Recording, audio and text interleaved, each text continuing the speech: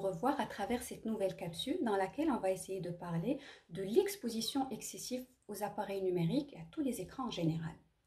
Donc, en effet, il y a eu plusieurs études scientifiques réalisées jusqu'alors qui ont prouvé qu'il y a un véritable changement, une véritable modification du cerveau chez les personnes qui sont très souvent devant leurs écrans et leurs téléphones.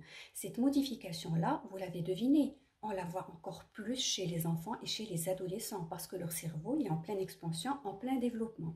Donc, cette modification-là, elle se voit essentiellement au niveau du rétrécissement du lobe préfrontal.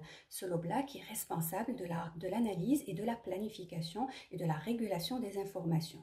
Donc, ce rétrécissement-là, on le voit à travers l'altération de la circulation des fluides au niveau du cerveau. Cette altération-là, de cette circulation, elle cause un véritable ralentissement de l'information ainsi que des défauts de connexion au niveau des neurones.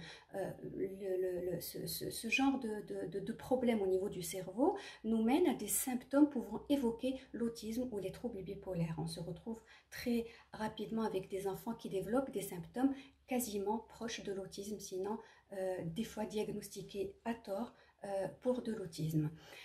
Donc un enfant qui regarde trop la télé sera un enfant plus impulsif, il sera un enfant plus agressif, il aura beaucoup plus de difficultés à résoudre les problèmes et à trouver les bonnes réponses.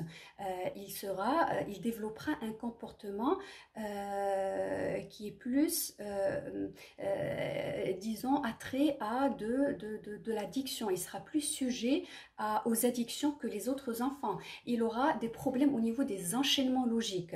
Donc, vous l'avez compris, on aura des altérations au niveau de toutes les sphères, qu'elles soient psychologiques, cognitive ou encore au niveau physique. Donc c'est un enfant qui sera plus fatigué, qui aura des difficultés à maintenir son attention, sa concentration, à répondre juste, à être trop dans le mouvement. C'est un enfant qui aura des difficultés à appliquer les consignes, surtout quand elles sont longues, parce il présente des saturations au niveau de la mémoire, il n'arrive pas à se concentrer sur ce qu'on dit. Donc vous l'avez bien compris, il y a énormément à perdre et beaucoup à gagner et pour ce, il faut éloigner nos enfants des écrans pas plus d'une demi-heure avant l'âge de 3 ans et à partir de l'âge de 3 ans, on commence à rajouter un peu pour arriver à 1h30, 2 heures pour les adolescents répartis bien sûr sur toute la journée pour essayer d'avoir le minimum de dégâts et au contraire, essayer de développer le côté positif, la vision 3D de ce qu'on peut développer en regardant ou en jouant un jeu que plutôt de perdre ses capacités. Donc je vous souhaite une très très bonne gestion et je vous dis à la prochaine.